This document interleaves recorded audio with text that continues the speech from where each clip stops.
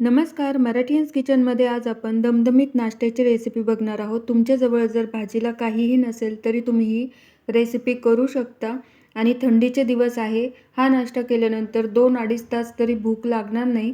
चला तर मग आपल्या आजच्या या सुपर टेस्टी रेसिपीला सुरुवात करूया. आणि हो, तुम्ही जर माझ्या चॅनलवर म्हणजेच मराठीयन्स किचन चॅनलवर नवीन असाल तर चॅनलला सबस्क्राईब जरूर करा. सगळ्यात आधी मी इथे गॅसवर कढई तापायला ठेवली आहे. त्यामध्ये एक पळीभर तेल टाकलं आहे आणि 20 ते 25 पाकळ्या लसणाच्या टाकल्या आहेत. लसूण छान तळून झाल्यानंतर इथे मी 4 कांदे उभे स्लाइस करून घेतले, ते आता या फोडणीमध्ये टाकते आहे. कांदासुद्धा आपल्याला मध्यम आचेवर चॉकलेटी रंगाचा होईस्तोवर परतवून घ्यायचा आहे. कांदा आता एकदम मस्त परतला गेला आहे. यामध्ये आता मी 2 टोमॅटो बारीक चिरलेले आहेत ते टाकलेत. ते सुद्धा यामध्ये व्यवस्थित परतवून घ्यायचे आहेत.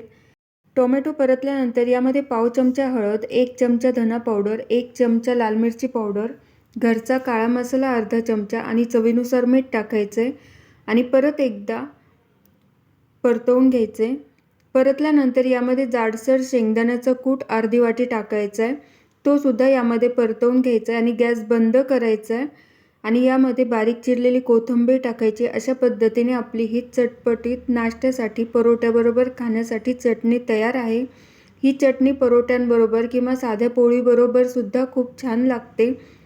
ही चटणी खूप खरपूस आणि मस्त लागते. तुम्ही पण ही रेसिपी नक्की ट्राय करा आणि तुम्हाला जर हा व्हिडिओ आवडला असेल तर लाईक करा, शेअर करा आणि मराठीयन्स किचन चॅनलला सबस्क्राईब करा.